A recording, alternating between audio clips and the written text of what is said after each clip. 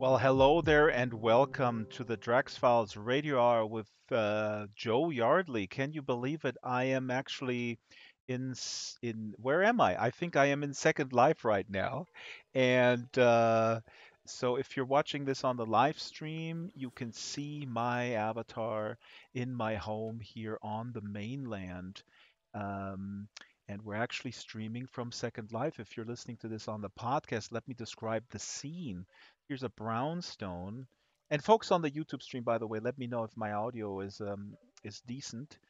You can see a brownstone here, and I am, as a matter of fact, at the Brignano Broadcasting Corporation in front of this wonderful little building here. Is a listen and support sign where you can right click to donate, touch to tune in. That's the Second Life we're familiar with.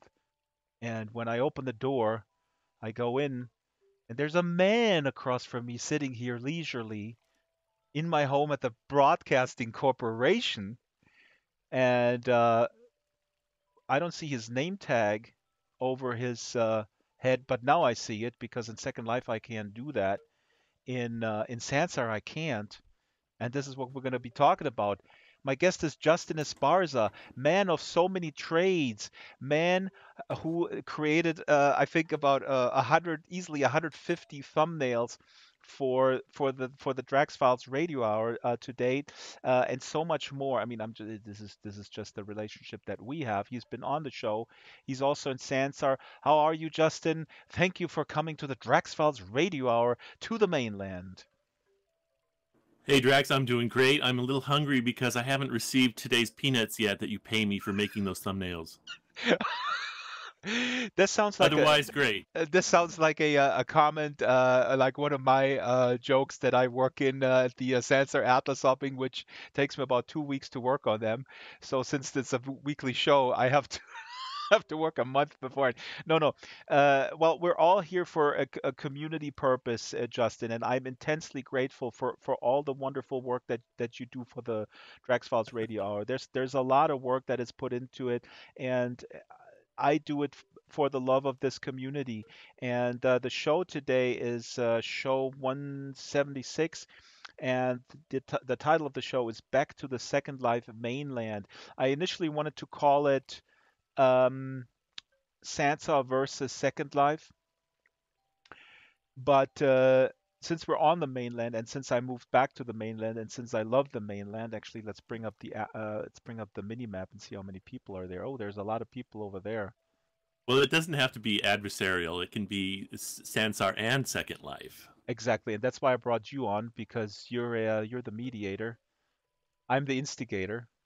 I'm the Sean Hannity of Second Life Broadcasting, and you're the Edward R. Murrow of investigative. No, Am I going to have to make a thumbnail for this show too?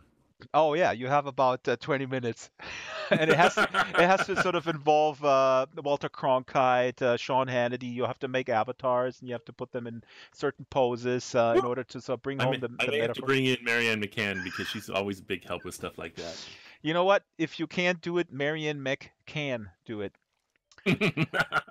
All right. The punditry aside, Justin, you're in both worlds. I'm going to throw it to you. You were also guest on Atlas Hopping in Sansa. You recently tried it out. Uh, Which my was so fun, by the way.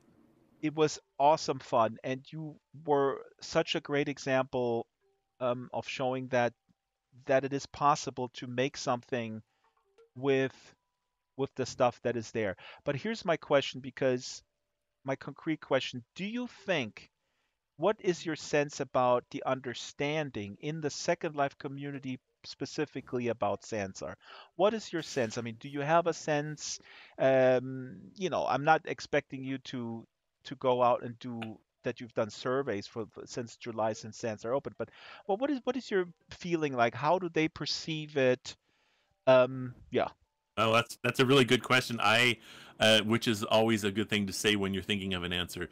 I am not as involved with the day-to-day Second Life crowd as I probably was, 3 years ago. So I can really only speak to my own perceptions Yeah, how of do you it. perceive it? How do you perceive it before you came in to Sansar? I think I had the impression that I was going to definitely need a visor or a head mounted display in order to even use Sansar, and I don't know.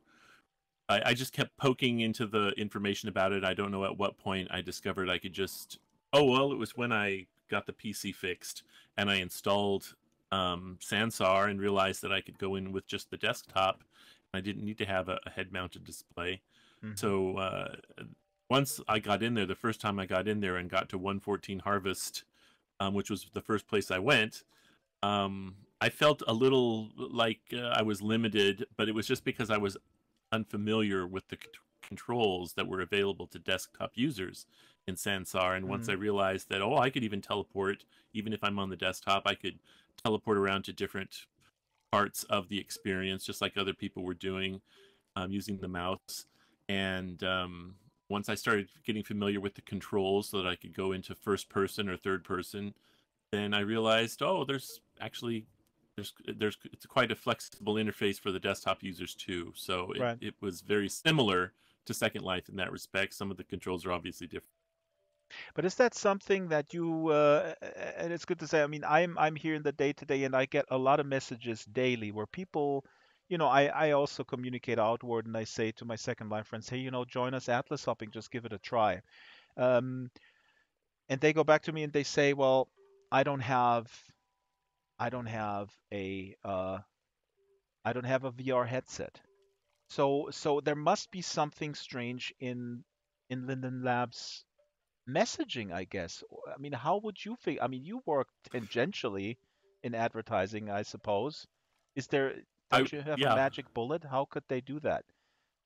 Well, it's not advertised obviously that you can access Sansar with a desktop. I don't think it's even really mentioned in, and I haven't studied their promotional materials to be able to say that in any informed way. So, but I haven't noticed that it's pointed out that you can be there in desktop mode specifically. But I think that's essential Also, what you're saying right now because, brand awareness is awareness that is when you don't specifically study it, right? I mean, we intuitively have a feel about right, and brands or my office. feeling, Yeah, go ahead. my impression is that it's definitely made for and geared for VR, which is fine. Um, but there's definitely a barrier for people who don't have the equipment, can't afford the equipment, too cumbersome. They can't use it maybe because they're disabled in some way, you know. So yeah, I'm not aware of them until I had started investigating more heavily on my own because I had an intent to that I could be in there in just desktop mode Yeah, and that similar suggests way. that suggests that the perception is that it's VR only.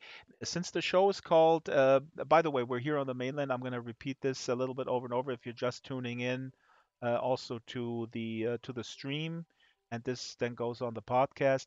Here on the wall is the second see now I'm gonna like the Atlas, the Sansar Atlas, and if you go to their homepage, you see Ready Player One, the recent movie, this weekend's biggest movie. Here's the Atlas. Now, Justin, do you feel like Linden Lab should make an effort to get Second Lifers into Sansa, or do you think like maybe they shouldn't care, or I think that there's a balance. There's a They have to weigh the benefits with the detriments because I can. Sansar is an evolving thing, and there are things. There's a lot of things that I don't know what the roadmap is for Sansar, so I don't know how it's going to change as it evolves. But there's definitely a lot of things that you wish you could do that I wish that I could do in Sansar that I do in Second Life, like alt zoom on something. Taken not as easy as holding down a key and then pointing with your mouse and zooming in and zooming out. okay, You've got to hit but F4. let's not get bogged down to feature details because you started on an interesting thought. Because I think the problem may be sort of what they call cannibalization, I guess. right? I mean, I think the Second Life people, if they're in there, they're intensely loyal, wonderful people, and I feel you should target them. But maybe Linden Lab is thinking, hey, wait a minute, if we target them, then they leave Second Life, and sort of where are we going to go with that? Well, it's like I said, what is their long term plan? If they want to keep both platforms up, if Sansar is going to be significantly different than Second Life in what it's going to be for, then maybe they don't necessarily want to cannibalize from Second Life. The point I was trying to make previously was that maybe Sansar isn't at a point where they want a whole bunch of people coming in because of things that aren't ready yet or that aren't working right. But I also think that they should be focusing outward, um, to getting specifically VR people in, perhaps if that's what they want Sansar for. And um, it's just like I don't know where that mix of desires on their part happens. So Hmm. it kind of depends on what their goals are and what they want to emphasize. But this is so interesting. If I were But I conducting, like both. I mean, right, I'll right, be happy to be in both. Right yeah, now, I don't. and I think that, but if I were to conduct a focus group with one person, which I am right now, I'm just broadcasting it on YouTube and disguising it as a radio program. Um, I would conclude from what you said that it's pretty unclear what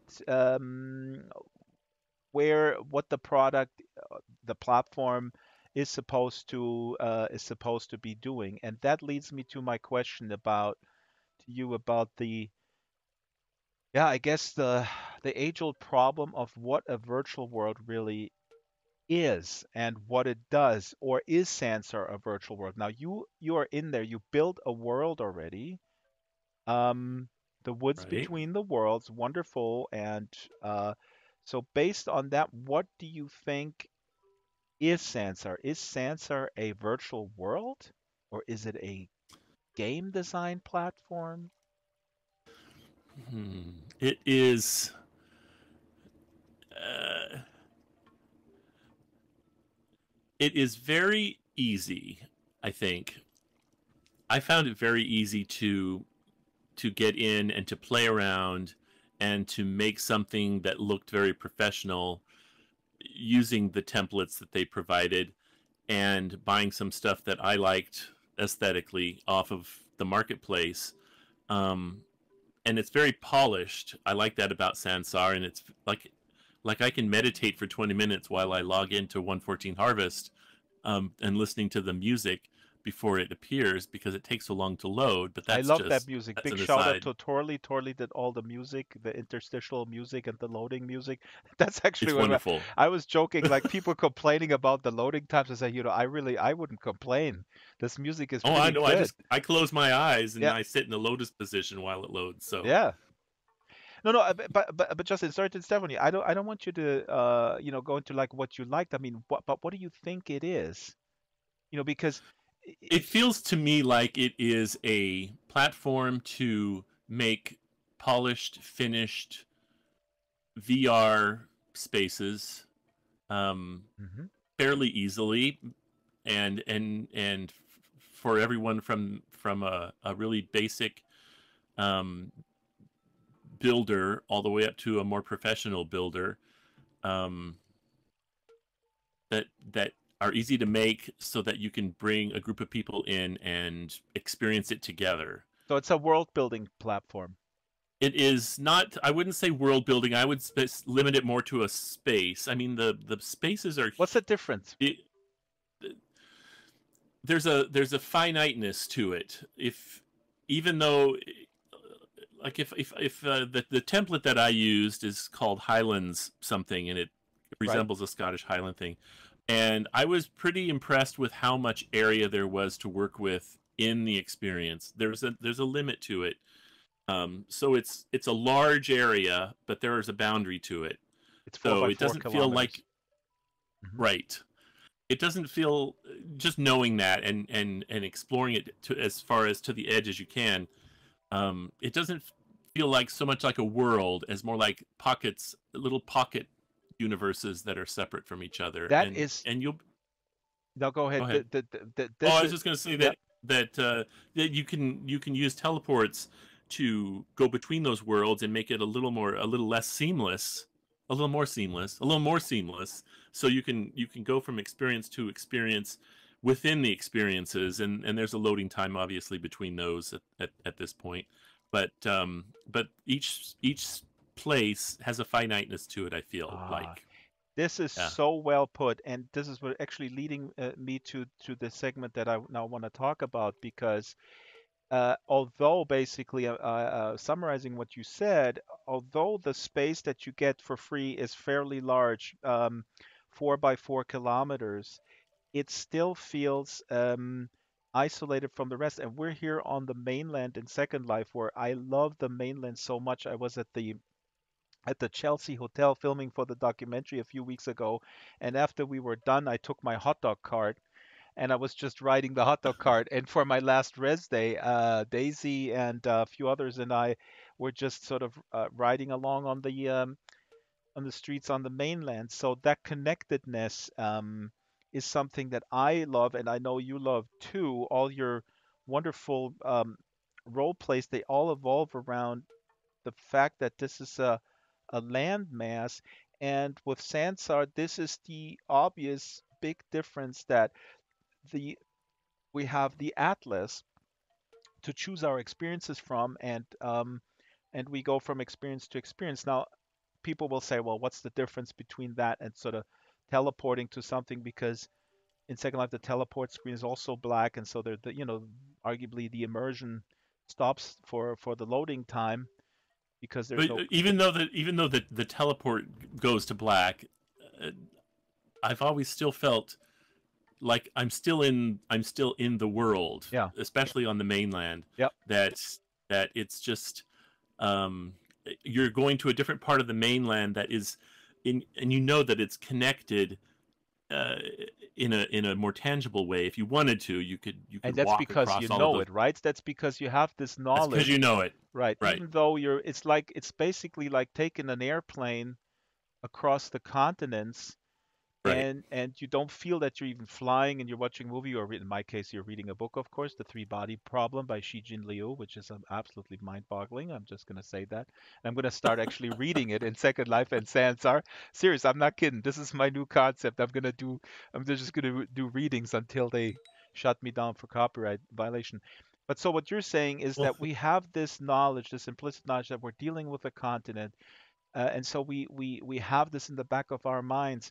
Now the well, one of the Atlas, yeah. charms. Oh wait, Joe Yardley's outside. Isn't Joe that? I Yardley's see. outside. Let's lock the doors. Let's lock the doors. Uh, We're we're streaming live from Second Life the today, and there's a gray figure.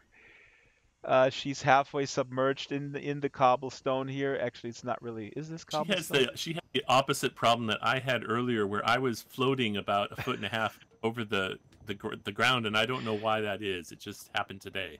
No, but here's the thing, Justin, because we're laughing about this, and we of course have we're very forgiving, and we find these flaws charming. You said Sansar is incredibly polished, which it is. I mean, the render engine is quite amazing, and And the and to add, it like in Second Life, it depends on the person making the experience as to how polished or professional it looks, or how, no, it comes down to aesthetics and their style, and correct. if they have any skill. So that plays a big part in it too. But because of the, I would argue though, because of the basic render Yeah, and it's the light, gorgeous. the baseline, even if you just put down trees and play around with light, even if you have very little aesthetic ability, there is a beauty to it. Now, this can be philosophically discussed ad nauseum if that's good or bad, or what does it mean? Does it make it more, homogeneous in a bad way, or does it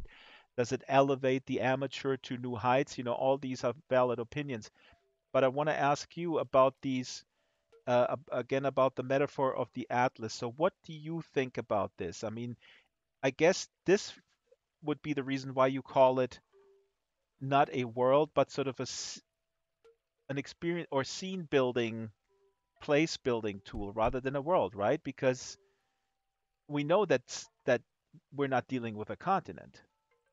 I think that that it's going to really come down to people's perception of the place that they're in and the persistence of it. If there are experiences that become ingrained in people's minds as more semi-permanent, and they're going to be around for a while, and they're here for a couple of years, then they're going to take on more of the aspects of being more of a world. And especially if it's if it is a world unto its own, if it has its own history and its own lore, if people are going to be role playing in it, that will be stronger. Hmm. If it's something that is just imitating something in physical world, then maybe it will just be seen as a simulation that people can go visit. But that's up to the content creator. I mean, you're talking about content, but Yeah. I mean, and Joe Yardley, by the way, chime in anytime. We welcome Joe Hi, Joe. Yardley, who is here with us on the mainland. She's very quiet because in the Netherlands, where she resides in the physical world, the internet is very bad because of communism. Uh, I'm speaking to one of my one of my friends that's watching who is accusing me of being a Marxist, so I gotta bait him a little bit. My middle name is Mark. There you go. So M I'm Mark. you're a total Marxist. uh, okay, Joe. Let us know in chat. Oh, Oh, she doesn't have any voice.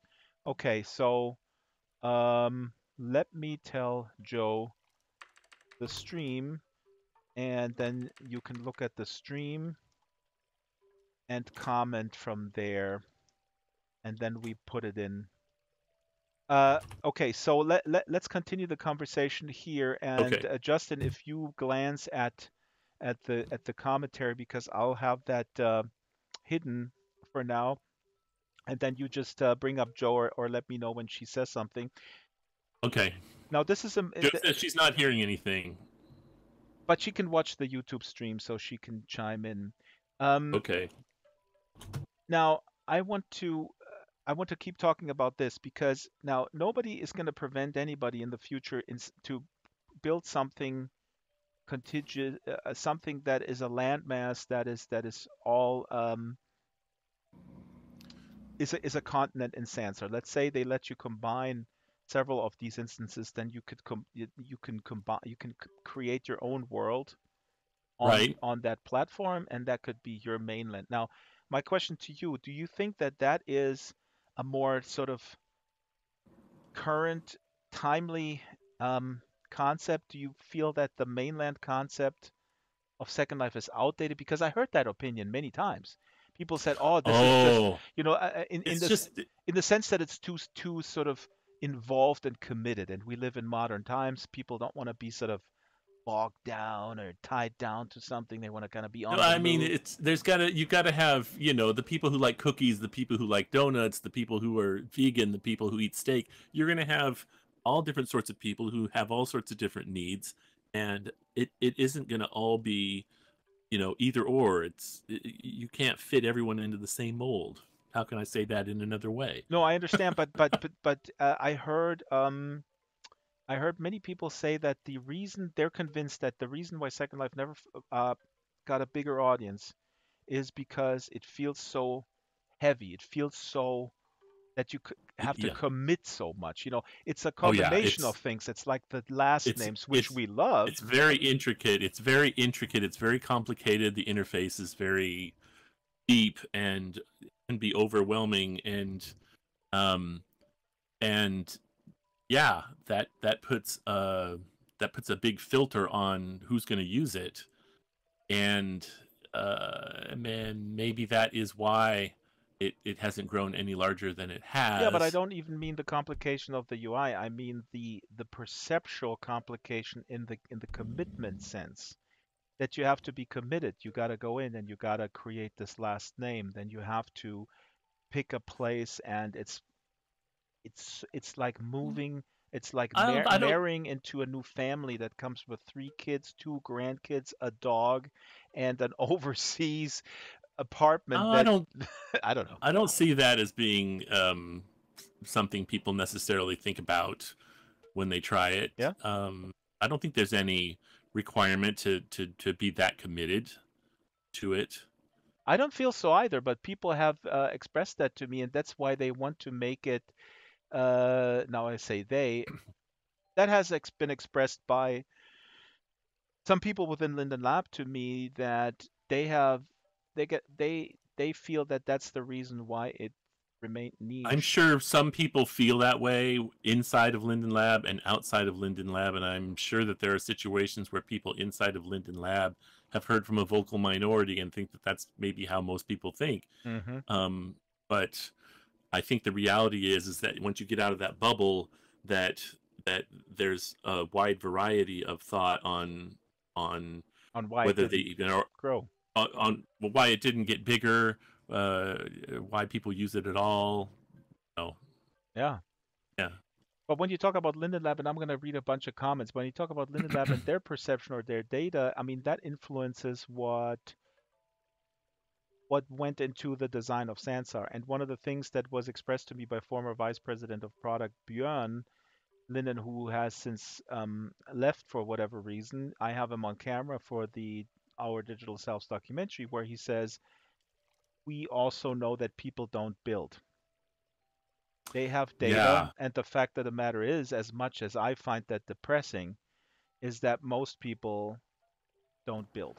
So that's something that is not a priority. So the priority seems to be making things very pretty to look at and to engage in, but not necessarily to form. Now, I disagree with that in the sense that I think you can totally build stuff like you case in point you Justin, but but I'm a builder. I mean, that's something that was very attractive to something that is very attractive to me and something I gravitate to right away. Mhm. But that leads me So, to the next question, which oh, is you didn't even answer that one, but that's how now my mind working. And if I step on you, please step back on me right away. all But right. That's why I have my boots on. are you then not are we not the primary target group to any type of whatever we call it, virtual uh, world If building yeah, if concept you're or gonna whatnot? if you're gonna depend on the builder cast to make the world that are gonna attract the other people, then you're definitely going to want to attract and retain the builders. And um, yeah, is But that what you were asking me? who else is going to be attracted? No, my question is who is attracted to a world building platform other than people who build?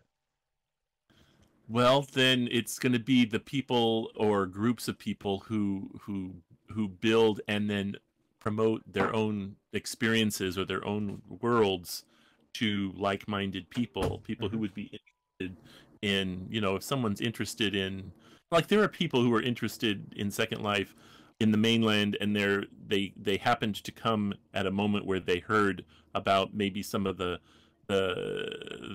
world building that I'd been doing, maybe indirectly, and got involved in it, and it touched them in a certain way, and now they are interested in it, and there are still people who carry on the lore even if I don't do anything. So I mean, that's not a huge amount of people, but it's enough that it makes me go, oh, that's interesting.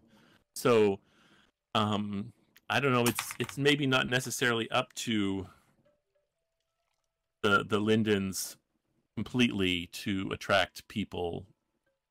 I think that too. I think they want people to build wonderful things on their platform and then be tasked to get people excited about those specific worlds that these people are building.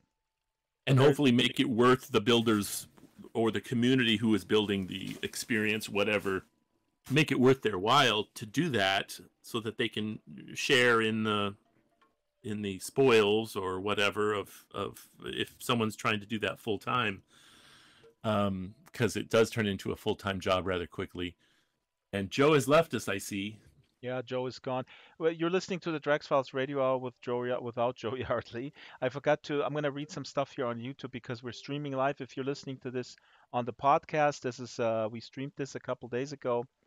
And big sponsor of the Drax Files Radio Hour, among others, who will be read at the end of the show, is Science Space, another virtual world. And Adam Frisby, the CEO, was on many times. He has, for example, big critique that Linden Lab built their own render engine because Science Space is built on Unity, and he says, that's the smart way to go about it.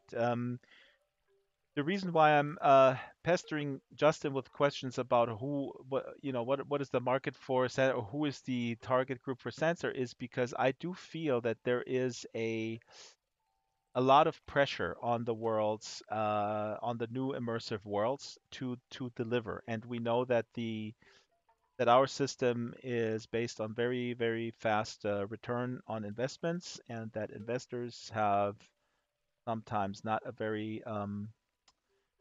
big patience. In the case of the early Second Life investors, I think there's a miracle that they had such patience that they're still on board.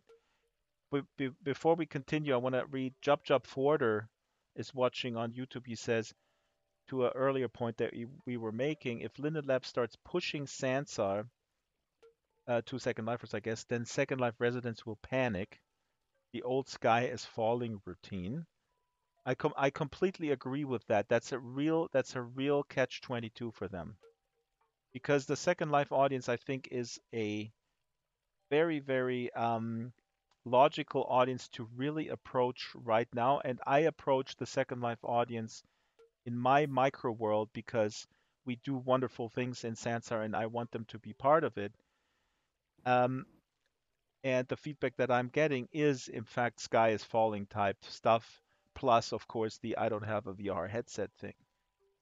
So let's go briefly back to that topic, Justin. What if you were the marketing manager, how would you create a message that would entice second lifers to come in, such as yourself, and also kind of make them Mm. comfortable that the sky is not yet falling?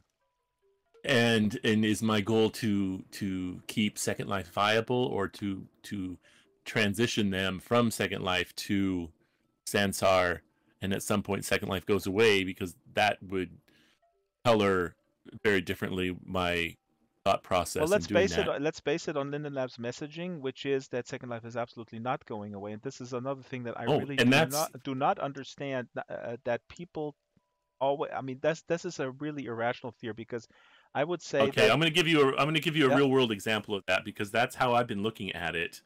and really. and yeah, that's how I've been looking at it.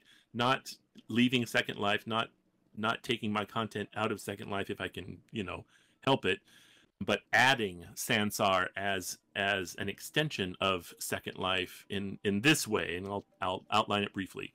So I've been in Second Life since 2004. I created a history, a backstory to what I do on the mainland that predates Second Life, that has continued for the past 14 years. And there's an established part of the mainland where this story takes place that people have contributed to and are contributing to still.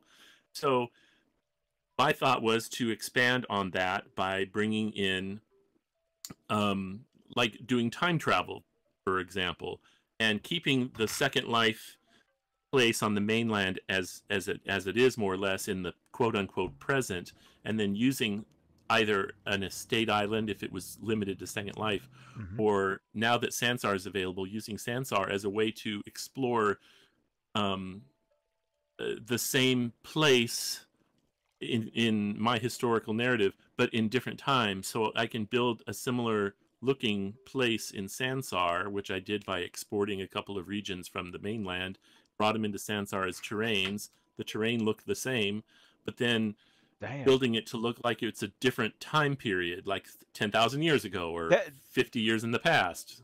this, I mean, everybody who's listening, I mean, this is Justin. This is actually quite brilliant. This is Yeah. So they absolutely can brilliant, visit the old world, or the original right? Second Life location, and it's still going on in the present day. People are doing stuff, selling stuff. They've got their store, whatever.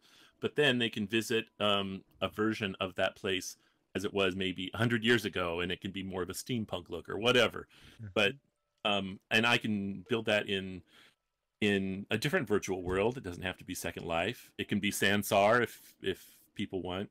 But then, just start making those connections. Like in Second Life, I could maybe have an object that they interact with that points them or maybe takes them in some way to the Sansar location. So once they get there, it's like they've traveled through time. So there's just lots of ways that you can use both together, I think. This is absolutely brilliant. And before we get weird panic mail, I was asking this, or Justin, you were asking me, should I give the answer uh, from that perspective of the head marketing or whatnot person, knowing that Second Life goes away or not? First of all, the facts are that Second Life is not going away. I mean, according to every single message from Right. Linda Lab, that's a message that is crystal clear. Also, Yeah. even if you think they're pathetic liars, the investment that is going into Second Life, and it's well documented, is huge. There's Animesh coming, which are basically NPCs, sophisticated NPCs, could be any type of humanoid, non-humanoid, or whatever person with paths and sophisticated animation. There is moving the entire infrastructure to the cloud. There is tons Are of you stuff. saying that you might actually be able to clone your Dragster a Yep. couple of times Oh, in like a Second million Life? times. Oh, Animesh is coming. Actually, I'll put this on the blog because I think the release is very soon. Probably in May, maybe June. But I've seen there's some stuff out there. Medhu did some videos. I mean, it's absolutely crazy. There's people animating like 20 dancers dancing in sync, full avatars, and so you can put that on your sim, and you can have all sorts of things. But so let's get this out of the way. This is pretty clear, although people also still think the sky's falling. They're shutting it down. But what you're saying is brilliant because you can totally combine this. You combine it like you Uh, combine your CD with your vinyl. Now I do have to say that the terrains that I brought into Sansar, which looked fabulous, by the way, I was able to get a couple of pictures of them. The lindens are turning that feature off, at least for now. I don't know if it'll ever come back, but they're turning off the terraforming in Sansar and the ability to bring in um, texture map, or not texture maps, but terrain maps.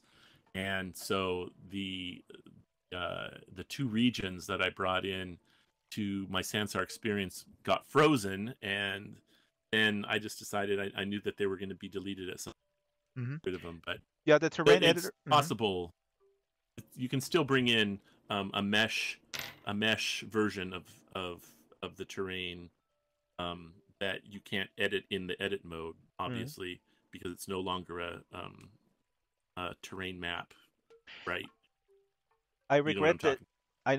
I know the terrain editor that is currently in Sansart. They're Yeah, discontinuing that, so you have to and bring in. it's actually it's out now. You can no longer bring in. Right.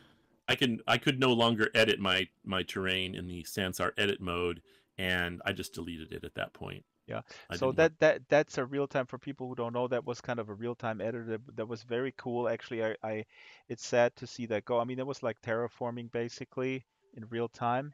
I Um, love terraforming in Second Life, yeah. by the way, because I like sculpting.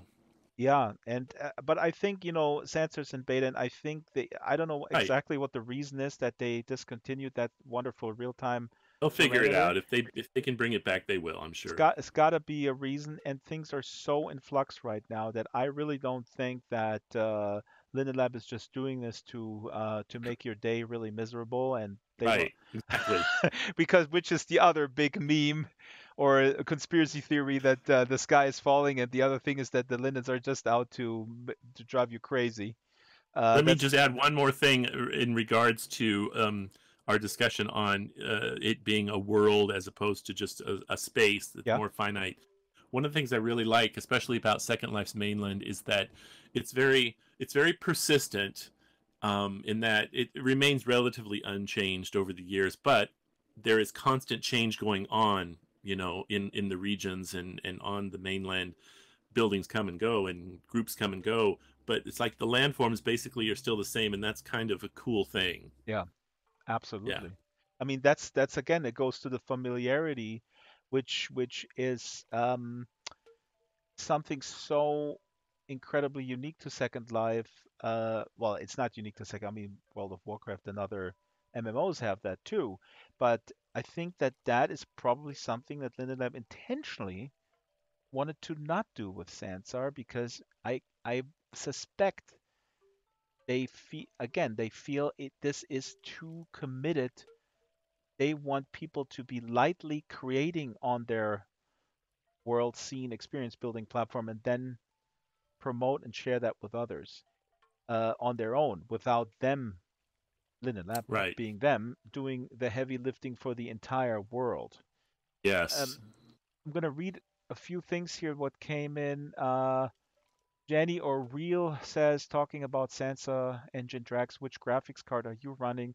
Just to name one, I have a GeForce 970. Um, and so you mentioned this already, Justin. One of the obstacles really is that the computers have to be fairly powerful. It has to be PC, and that's definitely Yeah, it yeah, has to be sure, PC. I can't to run Sansar on my Mac, yeah, but I can run Second Life on my Mac, and it's an old Mac Mini from like 2014, and it runs Second Life decently at the low graphics settings. yeah. But So the main reason is that the Max cards do not support the current headsets in the requirement what the headsets require. Again, even if you don't want VR, I completely understand that Linden Lab wants to make it a VR compatible. They need to. right, So yeah, they need to make totally, sure that what they are putting out there is meeting the requirements of the hardware. So it's not their fault. They're just bound by what Apple has decided, which is they decided that VR is not important to them, but AR is. But that's another subject. Um, yeah, Sin says, I remember my first visit to Second Life clunky interface made it annoying. There's a reason most Second Life users I know use modded clients. Uh, yep, Sansar lets you build worlds with zero 3D modeling knowledge. yes, that's me. Well, I've got That is correct, but let me play devil's advocate and just say, Justin, it lets you modify worlds with zero knowledge because to model objects from scratch, you need a third-party program. me. Well, oh yeah, yeah. So like, I went into a completely blank template. In you're talking about Sansar, right? Yep. Okay, I went into a totally blank Sansar template, and I mean, you can buy stuff off the marketplace, but you can't build from scratch. So you're correct. Yes.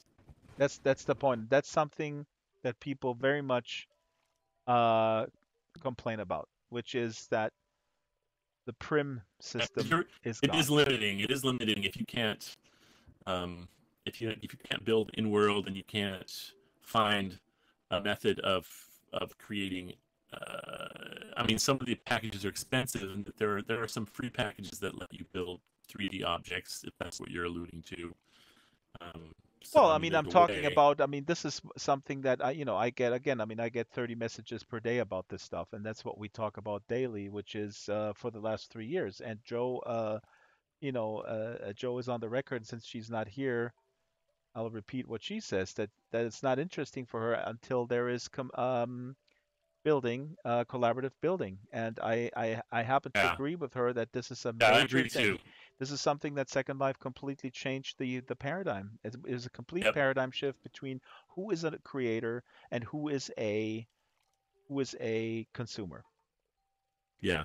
That's basically the prosumer model in a virtual world, I guess, right?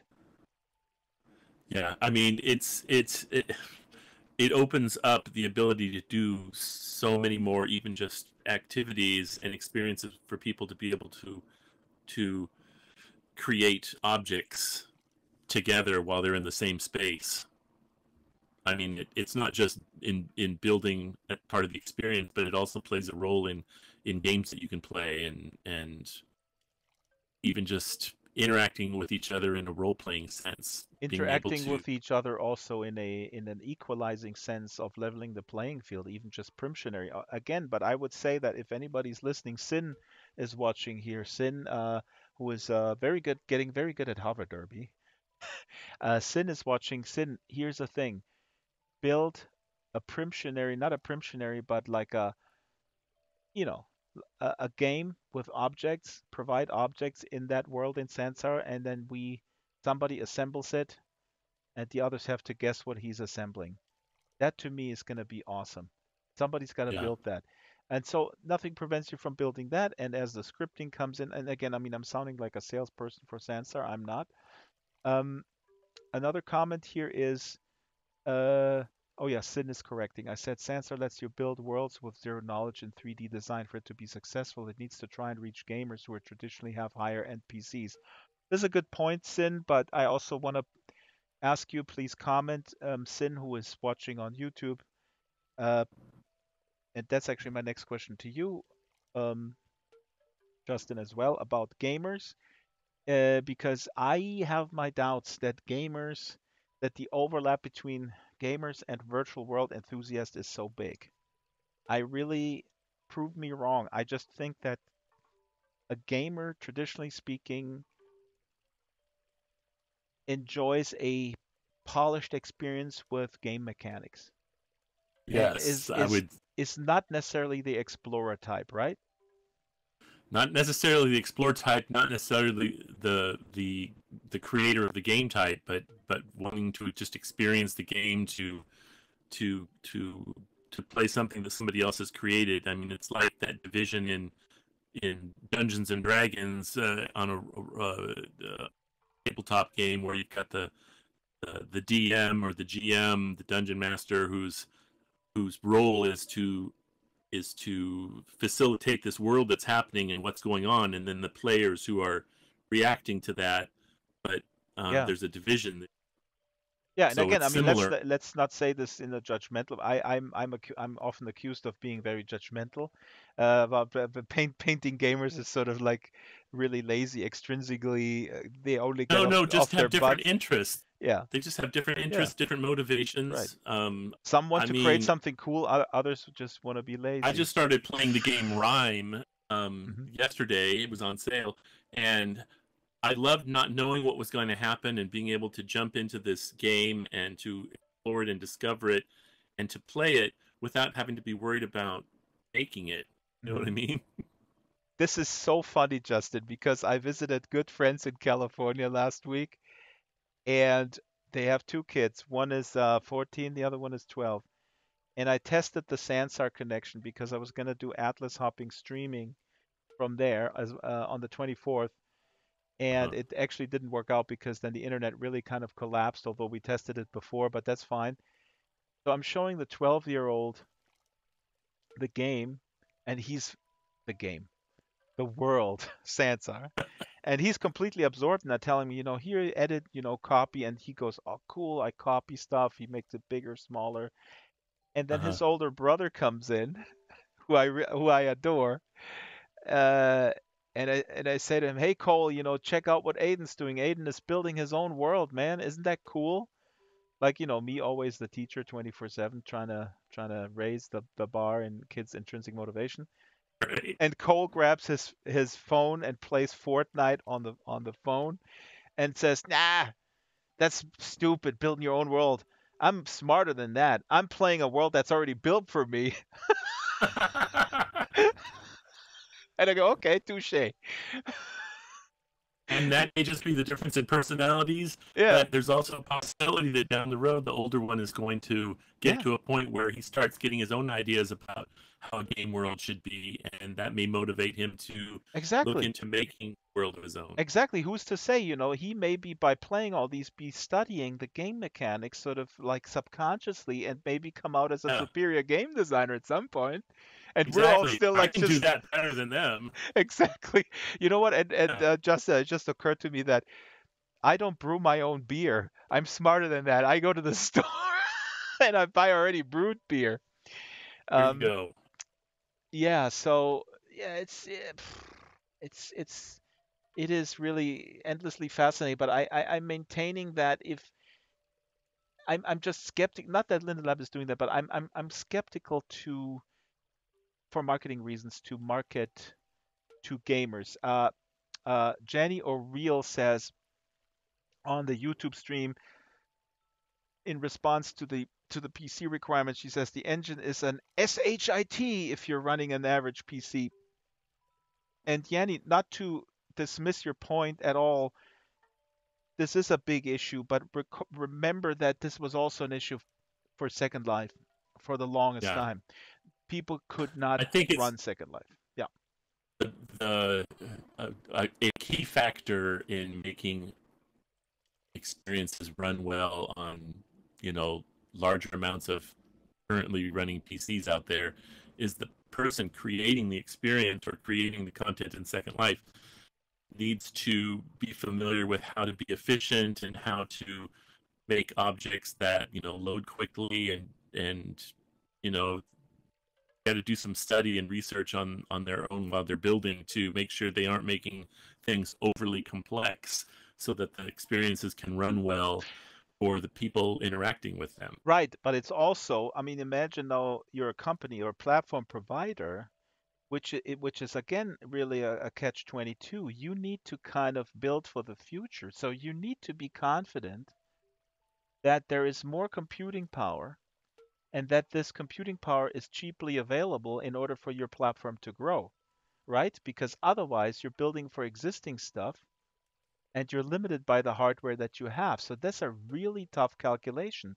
And It is, but I mean, what I was alluding to was can make all the difference in making current hardware run an experience really well, so that more people use it, and then that would bring more people into the fold to be excited about using these technologies, and then at the same time the hardware can be upgraded and technologies can be advanced. It's kind of that all has to kind of happen at the same time, and you've got to find a way of you know making it all happen at the same time. and that is super hard when you build Super hard. a render engine that is a physically based render engine with a concurrency, and your goal is to have 100 people with VR or more than 100 operate in real time and manipulate the environment in real time.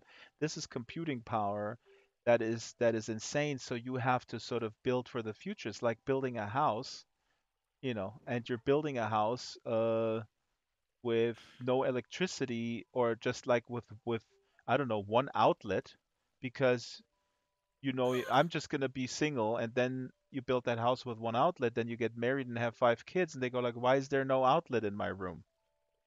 I mean, this would be my analogy, and that's Yeah, sort of the catch 22, where hardware and software developers and companies are in a constant tug of war. And of course we suffer because we got to upgrade this crap every 6 months. Here's another Here's another comment from Jup Jup Forder. Is it the difference between having an experience fun provided and making your own fun? Jup Jup Forder is making a wonderful point that Gwyneth Llewellyn, wonderful Second Life blogger since the beginning, has made in a wonderful blog post that I'm going to unearth and put on our blog, which is her blog post talks about self-made entertainment, and she goes into enormous detail about her upbringing and how she must be in her mid 50s, I suspect. I mean, given what she writes about in the era, how she was able, and her sisters, to make her own entertainment. Like, the classic story: you going out in the yard and you find a piece of wood or a stick, and the stick becomes a magic wand or a pistol or something, and you come up with these stories. And her argument was that the current technology is desensitizing us and ridding us of this imaginative muscle. And Second Life is sort of the last man standing, trying to take this sort of muscle training, this athletic training for this imaginative muscle seriously. What do you think, Justin? um, uh, new technologies make everything easier. It makes people who are imaginatively lazy even lazier, but it makes people who like to create their own fun, like you were just describing, it enables them to do that even more so. And especially in something like Second Life, where you've got so much control over the environment and making things out of prims and building things that are in your imagination in real time right in front of you. Um, so I think You're that making an incredibly important point, I think. You're basically saying it actually increases the divide uh, rather than closing the gap and leveling the playing field, it kind of accentuates the divisions that are already there.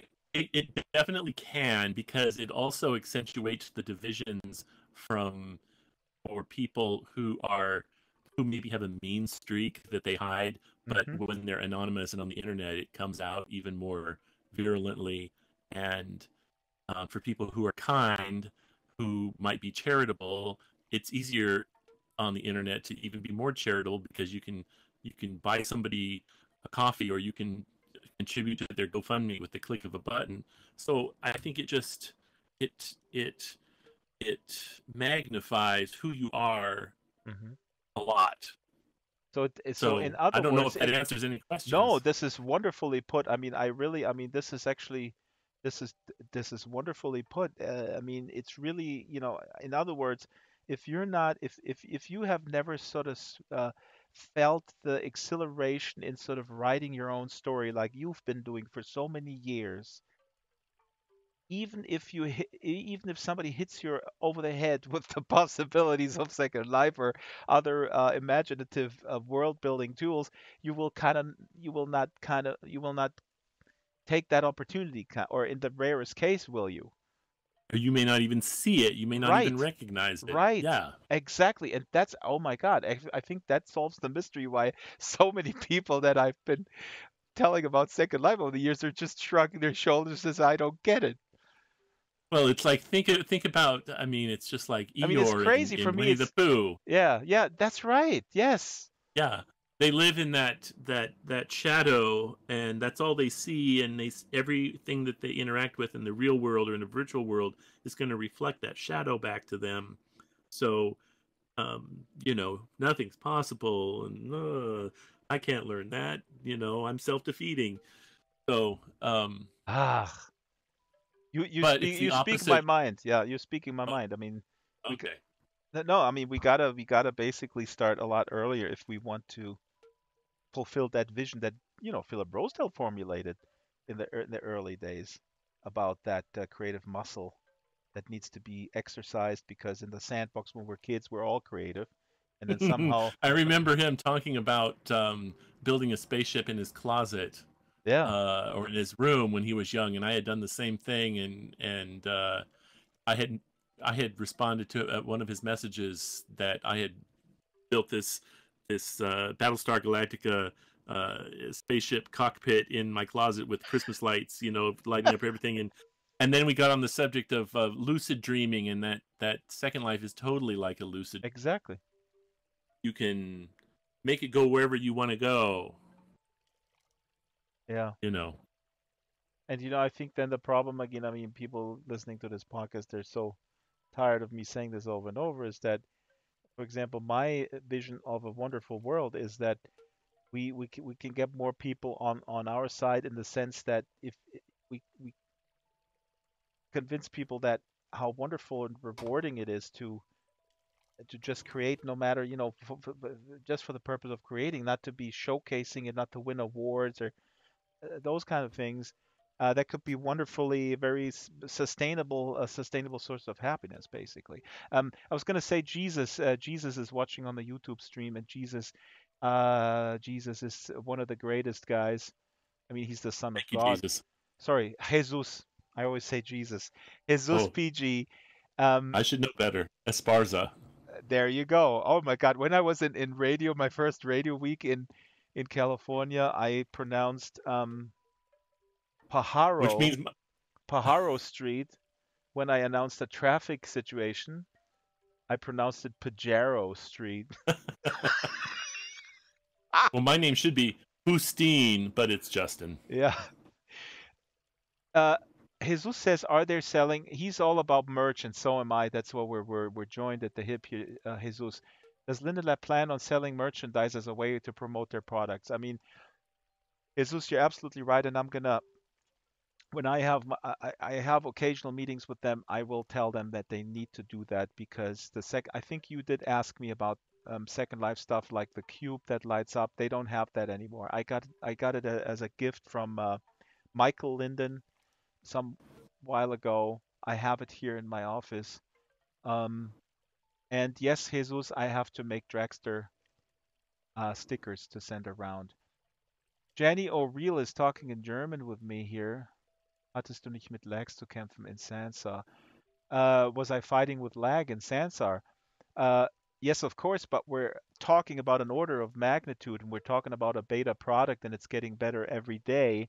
That one we had with the complexity of Harvest, with spatial audio, with 50 spatial audio tracks. Um, oops, I heard something. I heard a warning sound. With 50 spatial audio tracks, I don't know, 50 or 100 physical objects and 25 avatars, half of them in with body tracking. That's at an order of complexity where I completely accept a little bit of lag, especially in the beta phase. So that's totally cool. Um, and again, it's changing and improving every day. Job Forder is saying prim count is such a wonderful limiter on mesh complexity. And Job is saying everyone loves to create in any game that allows it. The first thing people do is to create their own character. I would say avatar, and then if they can create a home or family. This is a really good point. Um, what is more important, Justin? Is it the avatar or is it the place? Well, it depends. It depends if it's. I mean, off the top of my head, if it's more of just a social get together place, like like the Rainforest Cafe in Sansar, where it's definitely set up as a community gathering place. I think probably The avatars are more Rainforest important. Cafe. Ooh, where is Yeah, that? that Bowden Linden created Ooh, a daylight version and a nighttime version of nice. the Rainforest Cafe. It's cool. It's very neat and it's got great music. Um, so it's like a cafe, but it's on top of a hill, surrounded in a tropical kind of area. And anyway, I think an avatar is probably more important in that place. You know how you look and how you want to present yourself. Maybe in a business setting, it's going to be similar. If you're role playing, that's going to definitely be a big important thing to how you look, so that you can interact with others in an appropriate way. But if the emphasis is more on the exploration of a place, then it's going to be the experience or the world that you're creating. That's going to, but sometimes it's going to be hand in hand, and they're going to be equally important. So it's just, and it's going to depend on how people. Some people don't care what they look like. They'll wear the same pants every day. I know people who have been wearing the same pants for years in Second Life and have never changed Yeah. it. Oh my God, I actually know someone who went through painstaking attempts to replicate the pants he has in one world in another one. No, you're absolutely right. It's interesting because I'm also asking because this Second Life documentary, Our Digital Selves, Tom Bölsdorf, who is the main narrator, says place is more important than embodiment because without place, an avatar is just a screenshot. And that's a really Are profound you statement. cut out? An avatar is just a what? A screenshot Oh, without place. Yeah. So the place in a virtual world goes hand in hand with the avatar. The avatar goes hand in hand with the place. many, Yeah. many, and maybe most times, yeah, because I don't know. You want to fit in, I guess, wherever you're at. No, I Like mean, if I'm, yeah. But I meant what he means by that is that the avatar without a place is just a 2D representation. However, the look. I mean, not going into the specifics of the looks, but it's not a body that can move in space without the space. You see, ah, it's just like a snapshot of something. We exist because that's the beauty about virtual worlds, that we exist with the presence and in the presence and in the 3D space. And but what you said is absolutely correct. Again, this goes to the thing that everybody perceives this very differently. My dad, for example, who respects Second Life and finds it quite fascinating, or maybe he just pretends to so that I shut up. I don't know. He says the avatar to me is secondary. The places are super interesting, but I don't care about my avatar. Um, yeah. while others like me, again, I mean, this is important. I don't know how important it is to you when you went to Sansar? I mean, I just noticed. I mean, you have a similar hairstyle and you have glasses in Sansar. I think, I mean, at least for now, in Sansar, where I'm just kind of being myself in there, I like to look as much like myself as I can so that other people can kind of see me for who I am. Well, yeah, because if they don't do that, then they perceive you as something that you feel uncomfortable with, and then they will forever associate you with that. And see, that's a problem that I would have as I Dragster. I in fact I even made my hair more salt and pepper like it is in the real world in Sansar, just because I felt like I was representing myself, you know, and I've got my real name in Sansar like I do right now with this avatar. I was using my real name, so um, You could create an uh, alt. it's Okay, helpful for identification purposes if people know who I am and are going to be working with me at some point in the future or are need to refer back to me. You know, they know. Yeah, yeah, I understand.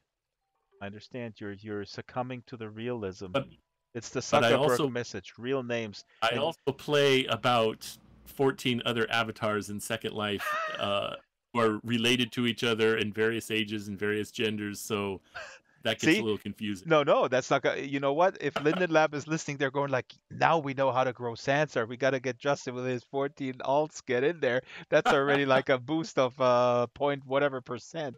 Okay, I've already been worried that I've been limiting myself to just the 3 free experiences with my one account in Sansar because I feel it would be unfair to take advantage no, of no, I don't more. think so. I don't think so. I have But I had a wonderful conversation with um, last name Harper, used to be a Linden. Robin Harper. Robin. Robin had a wonderful email conversation with her early on in Second Life, where I had started making more accounts to work with my narrative in Second Life, and because you were limited to 5 alt accounts at that point. Ah. I said, look, I've got a 6th one, but if I can't have a 6th one, then I'm gonna have to get rid of the grandma. And after I had described what I was doing, then kind of let it go. And Robin I always thought, Harper, if Robin nice. Harper would be rehired director of marketing back then, I would be so happy. I could sleep. I could sleep soundly. I think I don't know if she wanted that job, but Robin Harper should come back to Linden Lab. That will make me Uh, very happy. No, I think this is the one person who really understood the very, very unique proposition of a virtual world. There's no doubt. I interacted with her many times, and there was an ability to intuitively understand, but also to grow and to yep. listen and to Mm, just like you just told this anecdote. I mean, that's just how these things should be run. It's not a rigid thing. It's not a pair of shoes. It's not a car that you sell.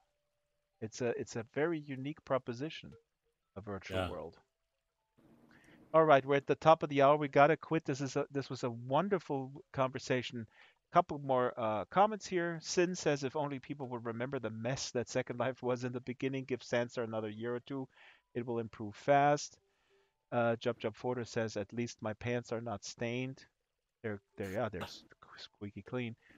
How was the beginning of stages of Sansar's release compared to Second Life back in 2003? How do they contrast? Well, Jesus asks that the beginning stages of Sansar, they're less than a year, so we're less than a year out in public. I was Yeah, very impressed with how polished it was. It just felt good to use it, and I started using it a couple of months ago, and it was a pleasure. So I don't know. I mean, it's it e- was it's it. it's incredibly easy to use. I think that's what they really took to heart, the criticism that people had in SL over these. Jesus, come in to Atlas Hopping Saturdays, 11 a.m.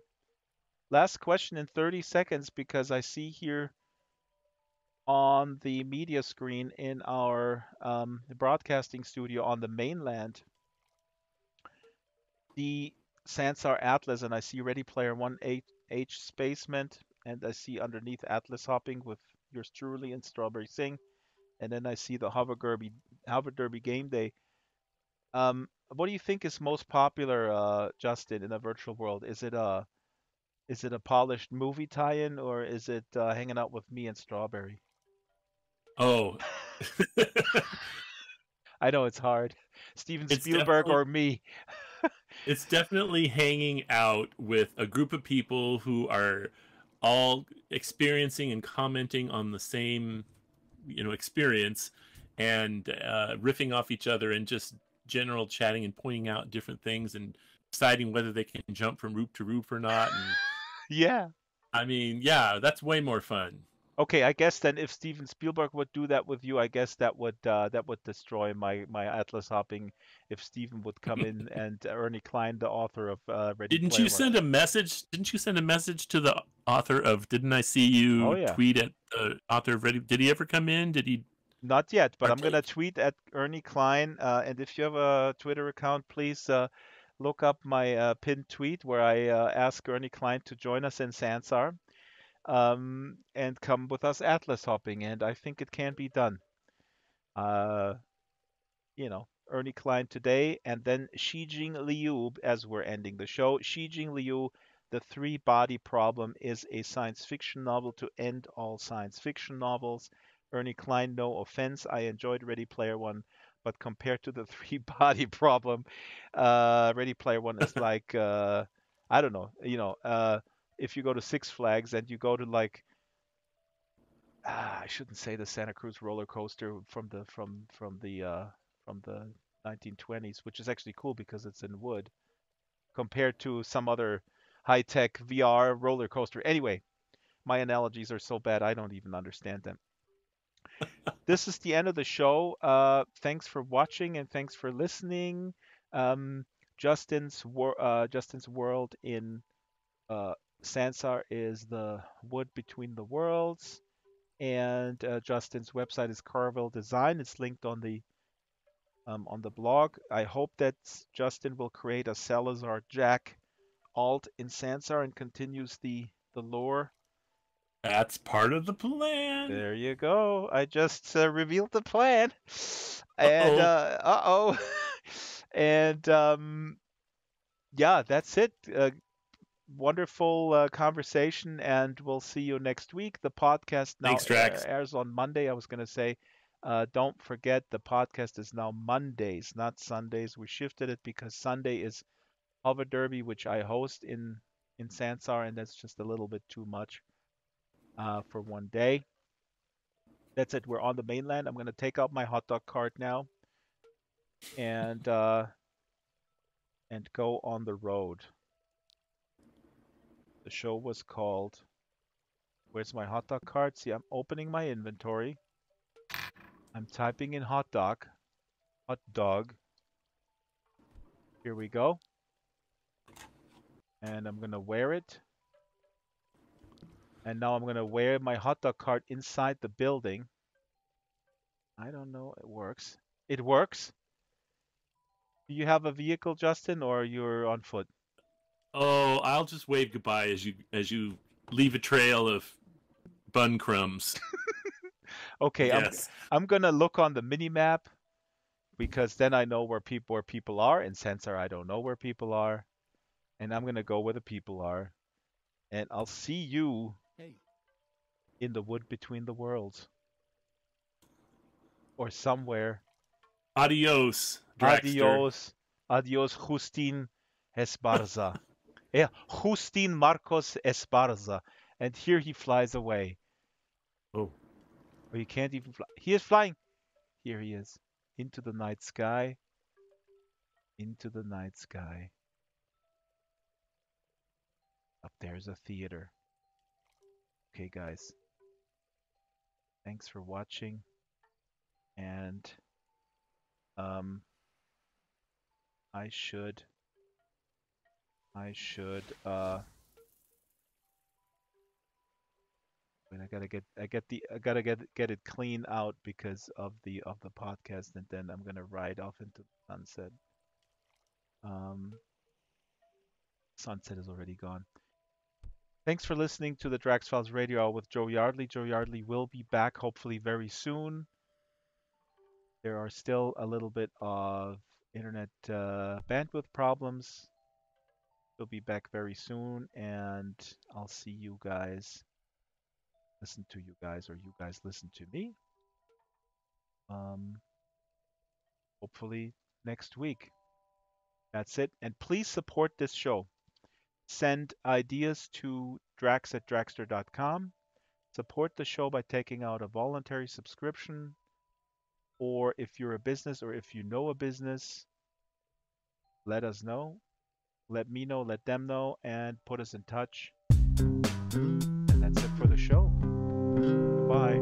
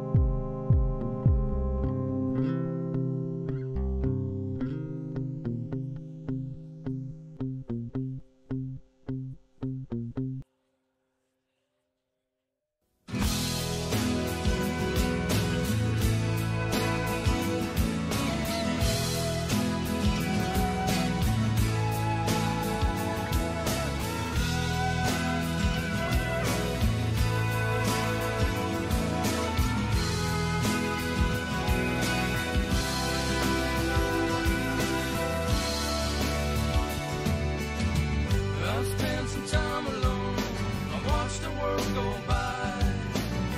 I've seen some friends of mine fade before my eyes. I know that life is hard, I guess it has to be.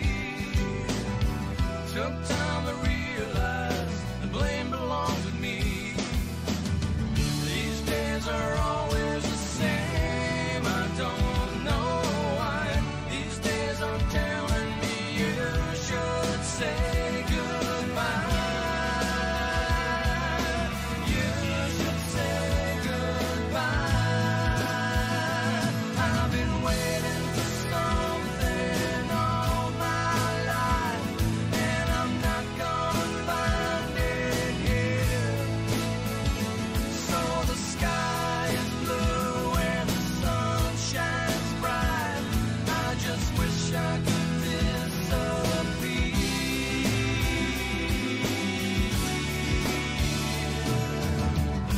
Another summer's gone and winter's drawing near. I'd always thought by now I'd be far from here. But when I turned around, the years have slipped on by. I fell in love with you beneath your pale blue sky.